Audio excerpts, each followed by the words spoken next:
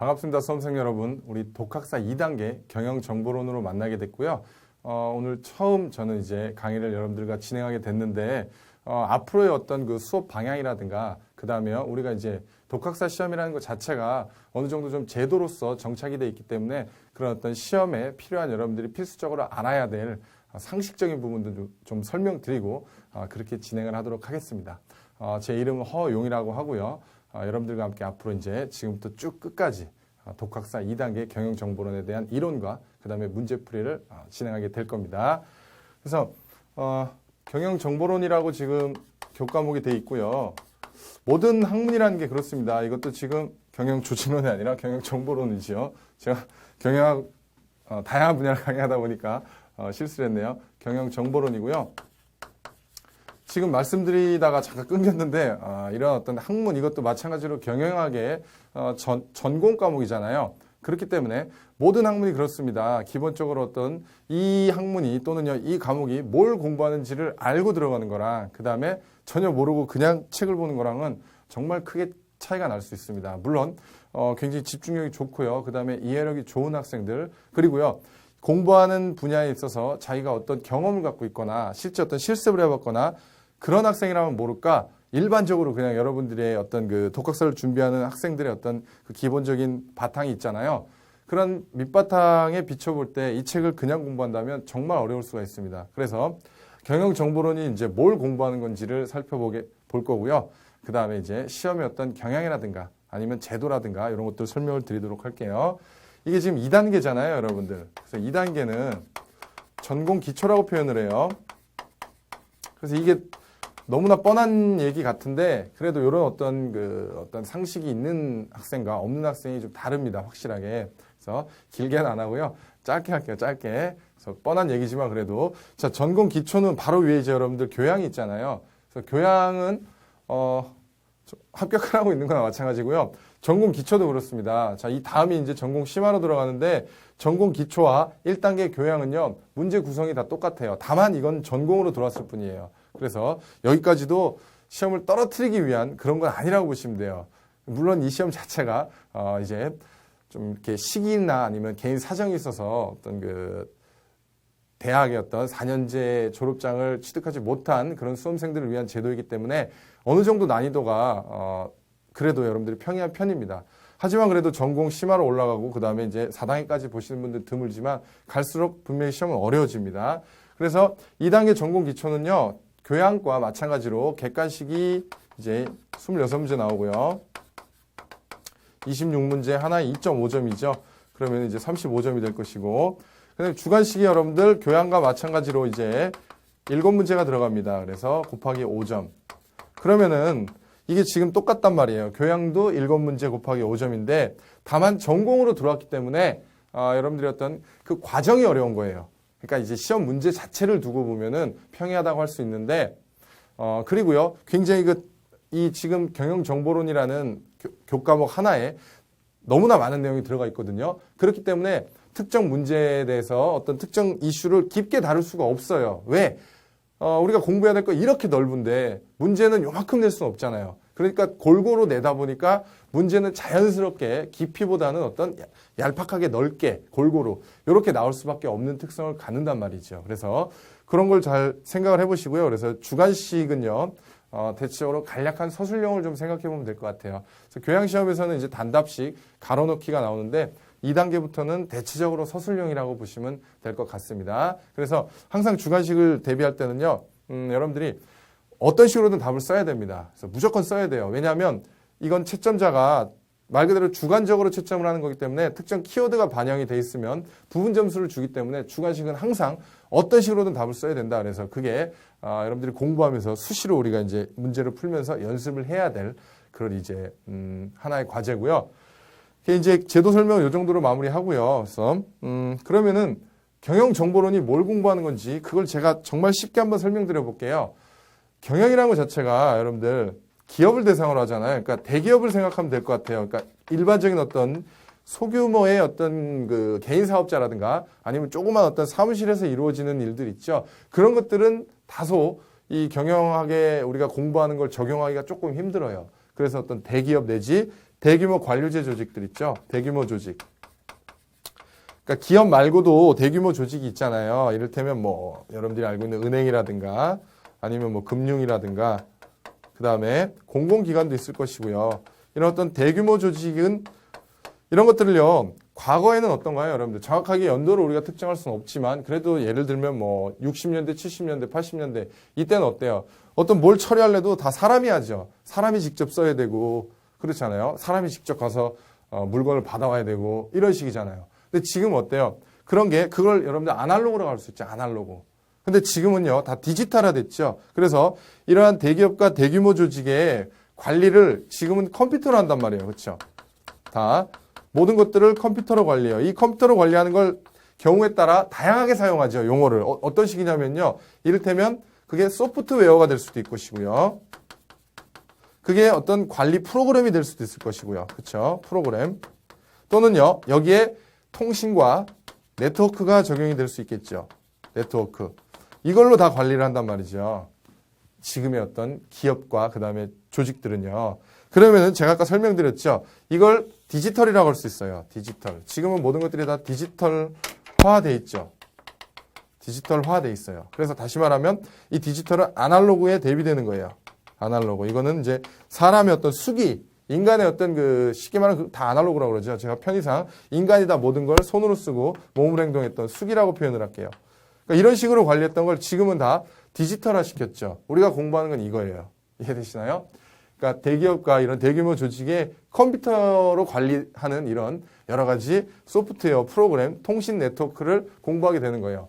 그러다 보니까 굉장히 광범위하겠죠. 벌써 여러분들이 보세요. 한글 97, 그 다음에 엑셀, 파워포인트 이런 거는 대체적으로 다 들어보셨죠. 그리고 어느 정도는 웬만큼 사람들이 다 다룰 수 있어요. 그것은요. 일반화되고 어떤 상용화된 프로그램이죠. 여기서 다루는 어떤 소프트웨어 프로그램 이런 것들은 굉장히 전문화되어 있기 때문에 그게 어려운 거예요. 그래서 그게 어려운 거고요. 요렇게 이제 어쨌든 뭐 시험은 우리가 공부하는 건 요 정도다 하고 그러면은 뭘 공부해야 되는지는 나왔으니까 어떤 게 어려운지 그걸 여러분들한테 한번 설명을 드리고 그 다음에 책을 들어가 보도록 할게요. 어떤 게 어려운지 알면 그 어려운 거에 맞춰서 우리가 대비할 수 있는 그런 방법이 생기겠죠. 그래서 첫 번째는 용어가 가장 어려워요. 가장 헷갈려요. 용어. 그러니까 개념이죠, 개념. 그래서 이것은요, 경영학을 가르치는 어떤 교수님이라든가 아니면 강사님들이나 아니면 경영학을 공부하는 학생 입장 누구나 다 마찬가지입니다. 항상 학생 입장에서는 이 경영정보론을 공부할 때 그 말이 그 말인 것 같고 그래요. 그리고 가르치시는 분들도 하나같이 그렇게 얘기를 합니다. 이 부분은 다 용어가 어렵다 이런 얘기를 해요. 그리고 예를 들면요, 여러분들 용어에 대해서 제가 몇 가지만 예를 들어 볼게요. 이를테면 정보와 그 다음에 뭐 지식과 그 다음에 뭐 시스템과 그 다음에 뭐 데이터베이스와 데이터와 이런 것들을 어떻게 구별할까요? 굉장히 헷갈리죠. 다 그 말이 그 말 같고 자료와 그러니까 이런 용어의 구별이 굉장히 중요합니다. 그래서 이런 구별을요. 이 책만 보면은 절대 와닿지가 않습니다. 그래서 우리가 변형을 하면서 여러분들이 좀 쉽게 와닿게 그렇게 제가 수업을 좀 진행하면서 이 현격한 차이를 좀 알려드릴 거고요. 이런 어떤 용어를 구별하는 데 있어서 필수적으로 이제 여러분들이 기억을 하셔야 될 게 분류화의 개념입니다. 그래서 분류화를 잘해야 돼요. 그래서 이 지금 내가 공부하는 게 이게 소프트웨어 영역인지 아니면 통신의 영역인지 아니면 무슨 보안의 영역인지 그런 거 있잖아요. 아니면 이게 프로그램의 영역인지 이런 분류화가 잘 돼야 돼요. 내가 알고 있는 어떤 카테고리 있죠. 그래서 다시 말하면 기준이 정확하게 설정이 돼야 돼요. 이렇게 공부를 해야 됩니다. 물론 제가 여러분들과 이렇게 수업을 하면서 여기에 중점을 맞춰서 진행을 해드릴 거고요. 그 다음에 이게 참 부수적인 요소지만 너무나 중요한 겁니다. 자, 지금 제가 방금 잠깐 언급한 뭐 한글 97이나 엑셀이나 이런 것들은요. 우리가 일상생활을 접하면서 너무나 이제 실제 잘하진 못하더라도 자주 보는 거잖아요. 그렇기 때문에 굉장히 친숙하고요. 쉬울 수가 있는데 여기 나와 있는 이런 전문 소프트웨어, 전문 프로그램, 전문 관리 프로그램 이런 것들은요. 굉장히 생소하죠. 다시 말하면 여러분들이 어떤 대기업이나 아니면요. 어떤 그 유통회사라든가 아니면요. 어떤 특정 기업에서 또는 어떤 특정 조직에서 그런 툴을 사용해서 여러분들이 실제 업무를 진행해 봤다면 그걸 알 수가 있어요. 근데 그렇지 않기 때문에 어려워요. 그래서 우리가 이 세 번째 부수적으로 필요한 게 상상력이에요. 그걸 계속해서 생각을 해봐야 돼요. 이게 이제 다시 말하면 예지요, 예, 사례. 사례를 자꾸 접목을 시켜서 아 이게 그거구나라는 걸 알 수 있어야 돼요. 그래서 자꾸 이런 사례를 제가 들어드리면 그걸 여러분들이 자꾸 상상해 봐야 됩니다. 그런 어떤 이 세 가지가 복합이 된다면 경영정보론은 물론 어렵겠지만 훨씬 수월하게 공부할 수 있습니다. 그래서 그렇게 여러분들이 일단 제가 틀을 좀 잡아보고요. 이제 책으로 들어가서 한번 보도록 하겠습니다. 그래서 오리엔테이션은 항상 길면 별로 안 좋아요. 쓸데없는 말을 많이 하게 되니까 이제 본격적으로 수업을 들어가서 경영정보 시스템의 소개라고 나와 있는데 정보하고 자료의 개념이 나오네요. 그래서 정보하고 자료의 개념 한번 비교를 하면서 그 다음에 이제 처음에는 우리가 뭘 알아야 되는지 그런 개념들을 좀 설명드리겠습니다. 자, 여러분들 크게 지금 정보하고 자료의 개념이 나와 있는데 제가 먼저 의사결정에 대해서 좀 설명을 드려볼게요. 의사결정. 그래야 이게 정보하고 자료의 개념이 나오거든요. 여러분들이 이제 숱하게 의사결정이라는 걸 하게 되는데요.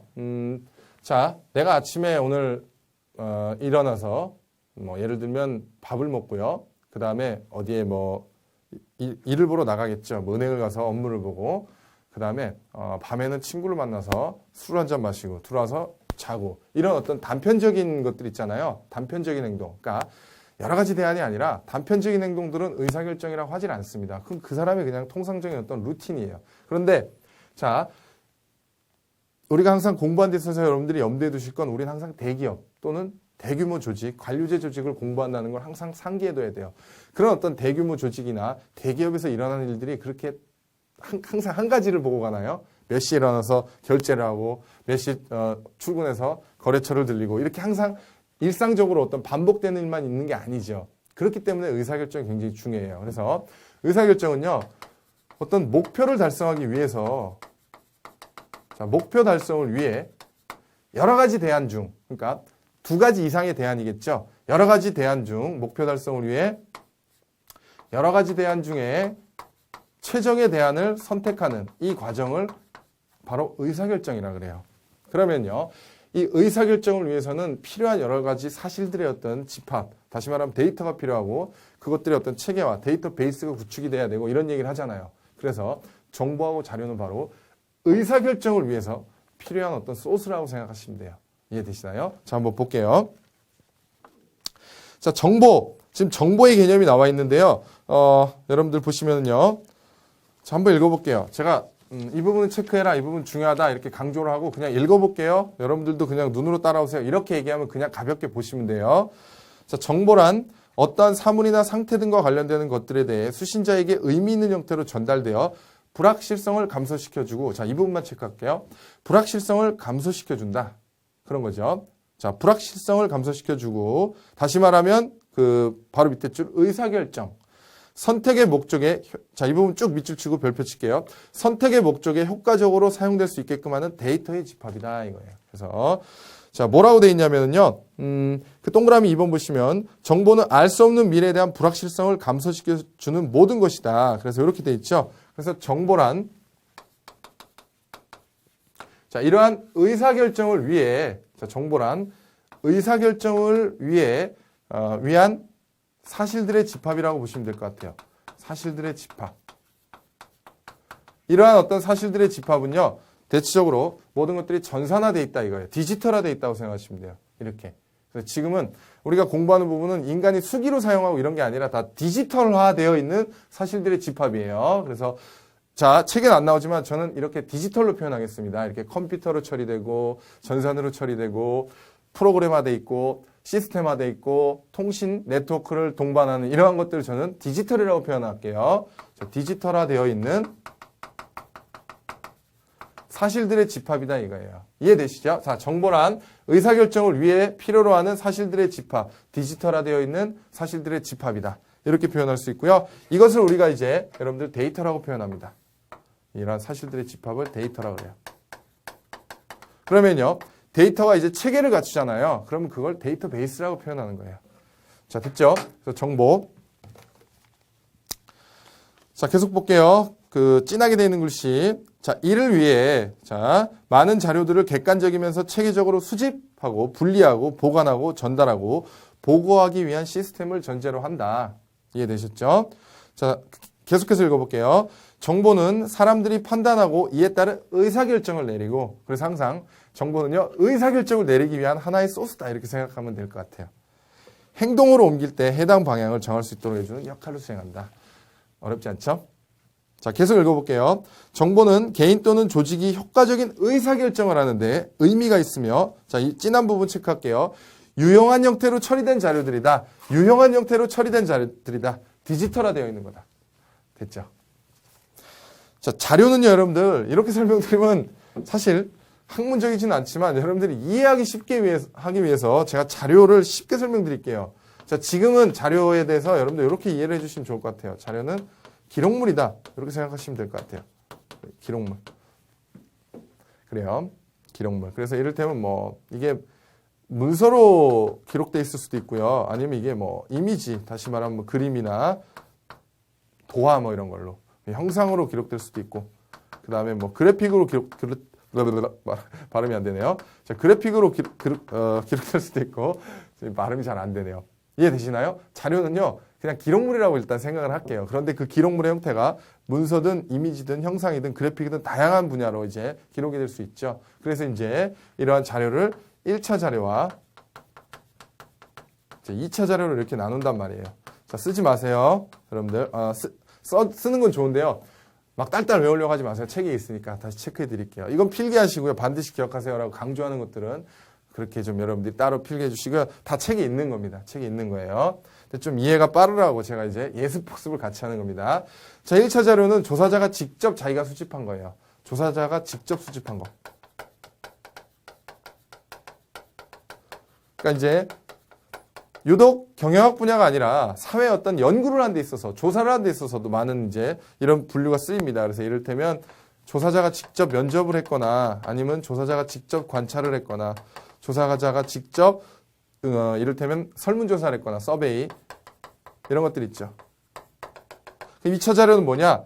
1차 자료를 인용했거나, 자, 이걸 인용했거나, 또는요 어떤 문헌 조사를 했거나, 아니면 뭐 통계 자료 있죠. 이런 것들.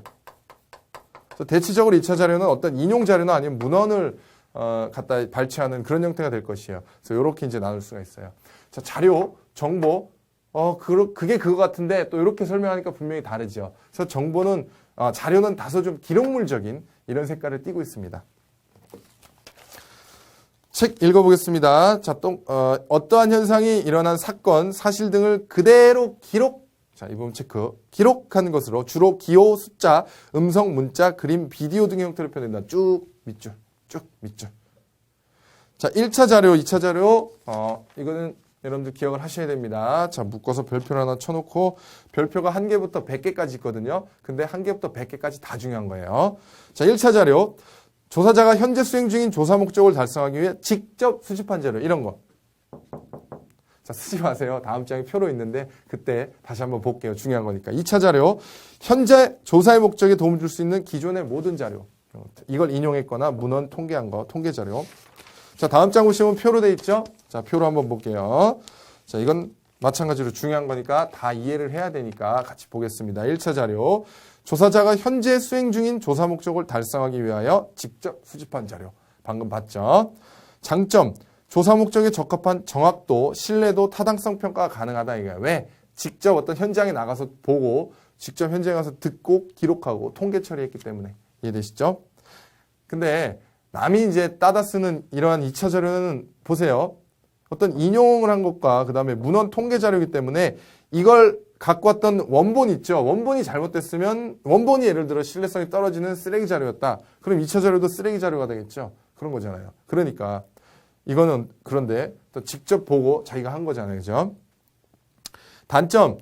2차 자료에 비해 자료 수집에 있어 시간, 비용, 인력이 많이 든다. 그쵸? 아무래도 자기가 몸으로 직접 뛰고 현지 조사하고 이러려면은 아무래도 시간이 걸리죠. 훨씬 많이. 비용도 들고. 유형. 자, 리포트, 전화, 서베이. 서베이라고 나오면 여러분들 설문조사 정도로 생각하시면 쉽습니다. 서베이는요, 꼭 전화로 하는 게 아니라 이제 설문지 돌려서 하는 것도 있겠죠. 그러니까 전화로 이제 하는 거겠죠, 이건. 대인 면접, 우편 이용. 그래서 우편 서베이도 있겠죠. 우편을 이용한 서베이. 자, 2차 자료. 일반적으로 자료 취득이 쉽죠. 그래요. 요즘은 또 너무나 어떤 정보 데이터베이스가 잘 갖춰져 있기 때문에 검색, 어떤 포탈 이런 것들 그래서 검색하면 다 나오죠. 웬만한 게. 특히 이제 어떤 이런 검색 포탈이 너무 잘 돼 있죠. 시간, 비용, 인력에 있어서 좀 저렴한 편이죠. 상대적으로. 자료 수집 목적의 조사 목적과 일치하지 않을 수 있고요. 다시 말하면 신뢰도가 떨어지죠. 방금 설명드린 것처럼. 자, 유형은 논문, 정부 간행물, 각종 통계 자료. 그래서 2차 자료 하면 대체적으로 여러분들이 이런 어떤 기존의 문헌 정도로 생각하시면은 쉽겠다. 이거예요. 됐나요?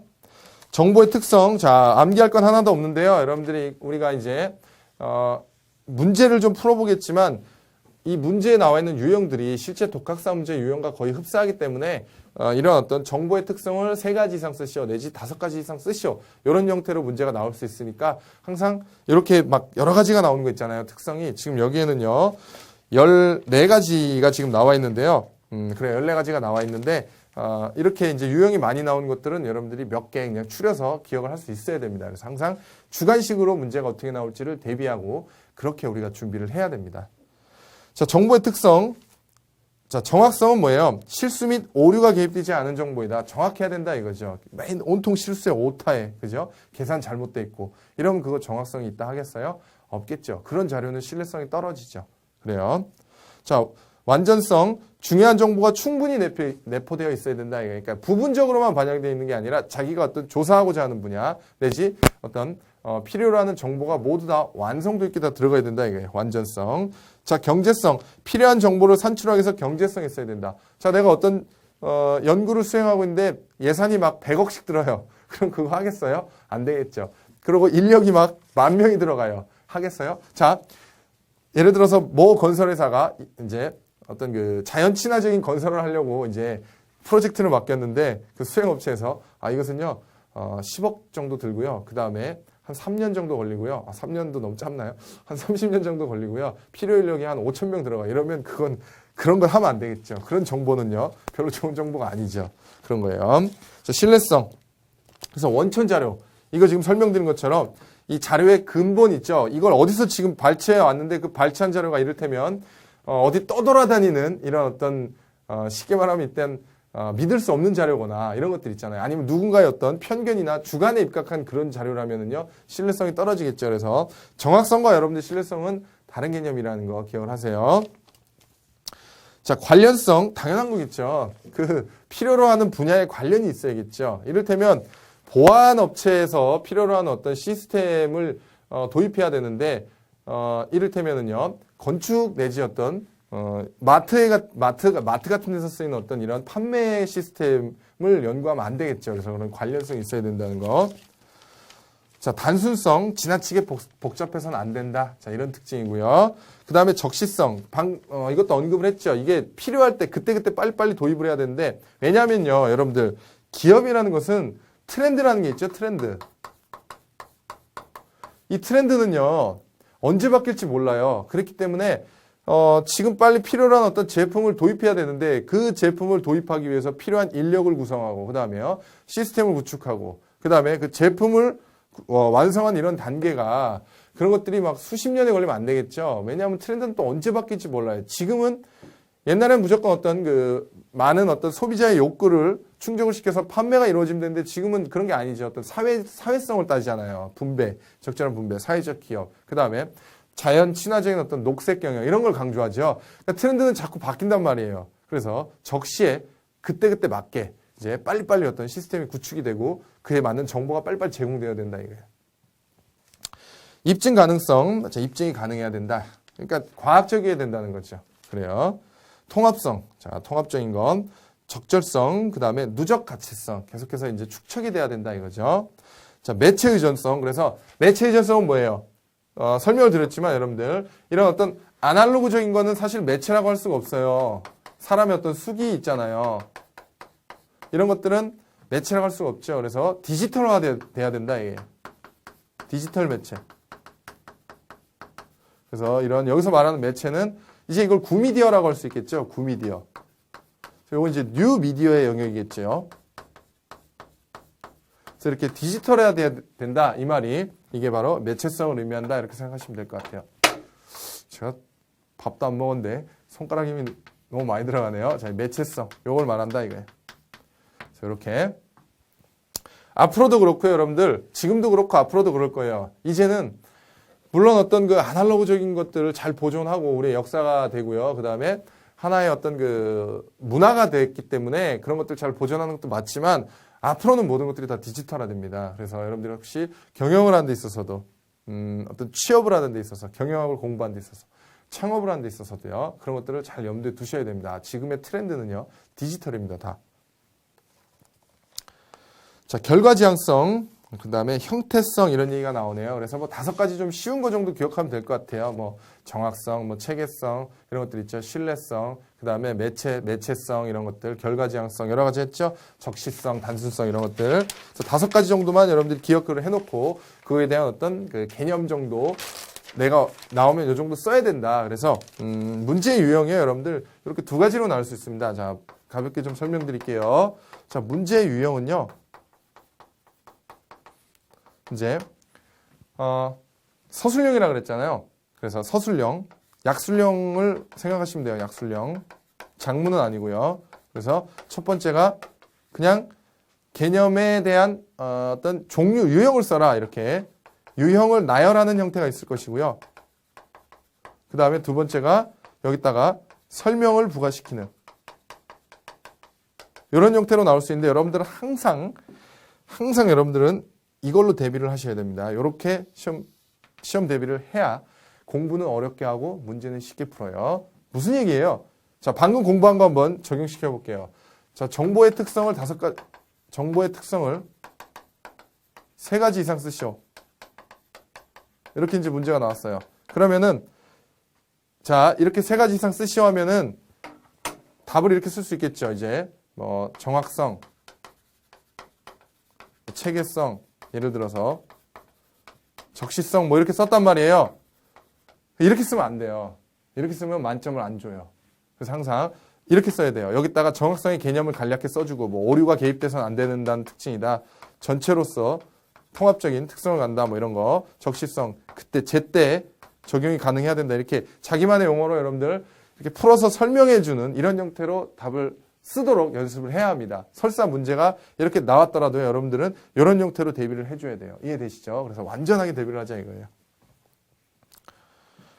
자, 보시면요. 정보의 가치 및 중요성이 나오네요. 자, 한번 읽어볼게요. 정보의 가치는 시간의 흐름에 따라 상대적 또는 절대적으로 늘어가고 있는 상황이다. 이런 얘기가 나오네요. 이러한 기계적인 발달이 발생하게 되면서 단순한 노동 또는 기계로 물질을 쉽게 만들어낼 수 있기 때문이다. 더불어 정보의 중요성이 나타나게 된 것은 정보를 바탕으로 한 삶을 살아갈 수 있는 기반이 구축되었다. 그래서 지금 여러분들 정보사회라 그러죠. 이 지금 세계화 추세에 있어서요. 세계화 추세에 있어서 대체적으로 모든 국가들이 지금 정보화를 동반하고 있죠. 그래서 정보사회로의 이행이다 이거죠. 어떤 보편적인 현상이라고 보면 될 것 같아요. 이게 20세기 초반, 중반 때는요, 이제 이런 것들이 어떤 학문적으로, 제3의 물결도 여러분들이 한번 들어보셨을 건데, 엘빈 토플러의 이런 것들이 20세기에 들어와서는 어떤 학문적으로 나타났지만 지금은요, 어때요? 이게 학문적인 어떤 현상에서, 자, 학문적 현상에서 보편적 현상으로 나아가고 있죠. 다시 말하면 좀 더 우리가, 실용적으로 좀 말씀드려보자면요, 이것이 어떤 하나의 이론에서 이제는 현장 실무가 됐죠. 이렇게 된 거예요. 그러다 보니까 우리는 여러분들 항상 좀 학문이 세계를 선도하는 그런 상태는 아니에요. 다시 말하면 우리나라의 학문은 대체적으로 외국에서 들여오는 형태가 많아요. 그러다 보니까 경영정보론에 나오는 시스템이나 프로그램들은 우리나라에서 만든 건 거의 없어요. 다 외국에서 만들어진 시스템이고 프로그램을 우리가 도입한 거예요. 그러다 보니까 영어가 많이 나와요. 영어가 많이 나오니까 여러분들 용어에서 어려운 거예요. 그래서 영어가 많이 나왔는데 알아야 됩니다. 알아야 돼요. 그 영어의 최소한 약자의 한 글자 정도는 이게 플레이닝인가 이게 머티리얼인가 이런 식으로 해서 한 글자 정도의 어떤 그 핵심적인 키워드는 알아야 됩니다. 왜? 이게 다 이론이 현장 실무에 적용된 거기 때문에 영어로 쓰입니다. 그래요. 자, 이거 잠깐 보도록 할게요, 이제. 자, 정보의 발생 형태가 나오네요. 자, 이런 어떤 분류화가 굉장히 중요한 거예요. 제가 여러분들, 공부 방법, 그 다음에 어려운 거 설명하면서 분류화 작업 잘해야 된다 그랬죠? 이런 부분이에요. 이게 보시면 자연적인 정보엔 내적인 것과 외적인 게 있고, 그 다음에 인공적인 정보 네 가지가 있죠? 그런 겁니다. 이런 분류화가 잘 돼야 돼요. 자, 내적인 정보는 인간 내면, 인간 심리 상태 이렇게 생각하시면 돼요. 자, 한번 분류화 해볼게요. 자, 크게 자연적인 정보와 자, 인공적인 정보로 나눌 수 있다 이거예요. 그러면 여기는 지금 내적인 정보와 그 다음에 외적 정보로 이렇게 나와 있죠. 그래서 내적인 정보는 인간의 내면 상태 또는 인간의 심리 이런 것들을 생각하면 될 것 같습니다. 그래요. 그래서 어떤 생체적인 정보, 그 다음에요 유전적인 정보, 직감적인 정보, 본능적인 정보. 직감적인 거하고 본능은 다른 거죠. 이해되세요? 여러분들 직감하고 본능은 다른 겁니다. 이거 딸딸 외우라고 하는 건 아닌데 그래도요. 우리가 이제 학문을 하는 거기 때문에 이런 직감과 본능에 대한 건 구별을 해야 됩니다. 자, 본능 여러분들 어떤 인간의 생체 리듬과 관련된 어떤 생리적인 현상. 그렇잖아요. 어떤 뭐 공포를 느끼고요. 뭐 두려움을 느끼고. 그 다음에요. 배설 이런 것들 있죠. 배 아프고 이런 것들. 배고프고 목마르고 갈증 뭐 이런 것들. 뭐 이런 겁니다. 어떤 동물적인 이제 그런 어떤 감정을 얘기하죠. 직감은 뭐예요? 자, 이런 거예요, 여러분들. 오늘 아침에 갑자기 출근하는데 내 앞에서 어떤 자동차 사고가 나는 거 보는 순간 뭔가 느낌이 이상해. 이게 동물적인 어떤 습성인가요? 이건 이성적인 자, 이건 이성의 영역이에요. 이성적 사고입니다. 거기에 기인하는 거예요. 그래서 직감과 본능은 다릅니다. 그래요. 자, 외적인 정보는요. 인간의 내면이나 심리 상태가 아니라 그 외부에 있는 것들, 이를테면 기후라든가 이런 것들 대표적이겠죠. 날씨 뭐 이런 것들. 이런 것들. 그래서 책에도 그렇게 나와 있죠. 날씨 및 기후 등의 상황에 따른 정보다. 자, 인공적인 정보는요. 말 그대로 사람의 어떤 인위적인 다시 말하면요. 자연 상태에서 나타난 게 아니라 인간의 어떤 그 매체라든가 아니면 인간의 어떤 인위적인 어떤 행동이 개입돼서 만들어진 거죠. 그래서 기록한 거, 그 다음에 인간의 어떤 행위, 그 다음에 말로 하는 구술 정보, 그 다음에 기계로 이제 기록되는 정보 또는 기계로 전달되는 정보. 다시 한번 볼게요. 자, 이런 것들 여러분들 객관식으로 내면 막 섞어냅니다. 자, 객관식으로 내면 막 섞어내요. 자, 이거 막 섞일 수가 있습니다. 그래서 네 가지 체계 잘 다시 한번 기억을 해볼게요. 자, 내적인 정보에는 생체 정보, 유전 정보, 직감 정보, 본능 정보로 인간의 어떤 내면이나 심리 상태를 생각하면 될 것 같고요. 외적 정보는 인간을 둘러싸고 있는 그 외부 현상, 기후나 날씨를 생각하면 될 것 같고요. 인공적인 정보, 인간의 행위를 통한 행위, 그 다음에 기록, 그 다음에 말로 하는 구술, 그 다음에 기계를 통해 나타나는 기기적인 정보. 이렇게 잘 딸딸 외울 필요는 없고요. 이게 지금 객관식으로 나와 섞일 때 여러분들이 골라낼 수 있으면 돼요. 골라낼 수 있으면. 그래요. 그래서 자, 이 정도 보고요. 정보의 입수 형태는 여러분들 직접적인 정보와 그 다음에 간접적인 정보가 나오는데 항상 직접성이라는 건 내가 경험한 거고 간접적인 건 다른 것을 봤거나, 그쵸? 어떤 TV 매체라든가 책을 봤거나 이런 거겠죠. 그래서 그런 어떤 상식적인 수준에서 이해를 하면 될 것 같습니다. 그래서 이렇게 하고요. 정보의 발생원이 나와 있죠. 그래서 외부적 정보에는 이제 기업을 예를 들면 사회, 그래서 회사 밖에서 나오는 정보나 아니면 타인의 정보가 될 것이고요. 내부적 정보는 회사를 예를 들면 이제 회사 내부에서 이런 정보나 아니면 자기가 알고 있는 정보 이런 게 되겠죠. 그래서 이렇게 나와 있는데요. 잠깐 여러분들 일로 들어가 볼까요? 잠깐 일로 들어가 봐서 그 알아두기에 나와 있는 거 좀 정리를 하도록 하겠습니다. 자, 알아두기. 자, 데이터가 나와 있죠. 그래서 여기 지금 데이터가 나와 있는데 요거 체크해 드릴게요. 자, 데이터는 인간 및 컴퓨터를 비롯한 자동기계, 자, 기계 이 부분 체크하고요. 자동기계에서 행해지는, 자, 쭉 밑줄 칠게요. 통신, 해석, 처리로 인한 형식화된 사실과 개념, 명령 등을 표현한 것을 말한다. 이런 거예요. 사실들의 집합, 디지털화 되어 있는 집합, 데이터. 됐죠? 자, 그러면 지식은 뭐냐면요. 자, 지식은 여러분들, 자, 이러한, 자, 정보와 그 다음에 자료보다 더 상위의 개념이에요. 정보와 자료를 처리하는, 자, 이거보다 훨씬 상위의 개념이고요.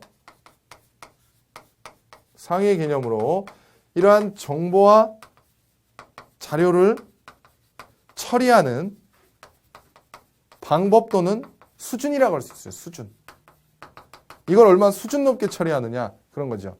그냥 사람 다 수기로 쓴다. 그러면은 굉장히 그 지식이 낮은 거죠. 근데 다 시스템화 시킨다. 수준이 훨씬 높은 거죠. 이러한 정보와 자료를 처리하는 방법 또는 수준에 관한 것. 이게 바로 지식이에요. 지식. 자, 지식. 데이터 및 정보에 비해 좀 더 상위 수준의 개념이며 데이터와 정보를 처리하는 방법 또는 어떠한 근거에 의한 판단을 내린 데 필요한 분석과 판단에 관한 법칙을 포함하는 개념이다. 이렇게 설명되어 있는데 제가 간단하게 해드린 형태로 하면 될 것 같아요. 그래서 여기까지 하고 여러분들 정보 관리의 필요성이 나오는데 이 부분 보고 이제 마무리를 좀 할게요. 자, 정보 관리는 산업화 이후 대량 생산 체제로 전환되면서 그러면서 이제 정보화 사회가 도래했다. 뭐 이런 거겠죠. 그래서 다음 줄 보시면 기존에는 생산 위주의 산업이 주를 이뤘지만 지금은 다 정보 산업이죠. 그래서 정보 산업이라고 할 수는 없지만 제조업, 서비스업 어떤 산업의 분야를 막론하고 정보와 관련되었던 디지털 매체가 복합이 되죠. 접목이 되죠. 그런 얘기입니다. 그렇기 때문에 이러한 정보 관리가 필요하다 이거예요. 경영 정보 시스템이 큰 역할을 맡게 되었다. 이의 도입으로 인한 정보 시스템의 구축은 생산과 더불어 제품의 소비 및 유통 부분까지 그 영역을 확장하게 되었다. 그래서 기업이란 게 그래요, 여러분들. 어떤 제품을 생산해내고 그 다음에요 제품을 판매하고 그 다음에요 또 수익을 배분하고 이런 거 아니겠어요. 그런 모든 형태가 지금은 다 어떤 이런 시스템화되어 있고 디지털화되어 있다 이거예요. 그렇기 때문에 여기 나와 있는 정보 관리가 중요한 거다라는 것을 결론으로 오늘 수업은 마무리하도록 하고요. 오늘의 어떤 이런 패턴을 다음 시간, 그 다음 시간 끝까지 이렇게 유지할 겁니다. 그래서 여러분들의 어떤 수업에 이번 시간이 수업이 여러분들한테 어떤 소화하기에 용이했다면 다음 시간으로 쭉 이어가 주시면 좋을 것 같고요. 그 다음에 가급적이면 수업의 어떤 텀이 있죠. 텀. 1강에서 2강, 2강에서 3강 하는 텀이 너무 길지 않으면 좋을 것 같습니다. 자, 여러분들 힘들겠지만 이제 뒤로 갈수록 조금씩 수월해집니다. 그리고요. 첫 수레에 배부를 수 없죠. 끝까지 가봐야 빠르게라도 끝까지 가봐야 조금 더 여러분들이 어떤 내가 공부했던 게 이런 거구나 하는 걸 느끼는 순간이 올 겁니다. 자, 오늘 수업은 여기까지입니다. 여러분들 수고 많으셨어요.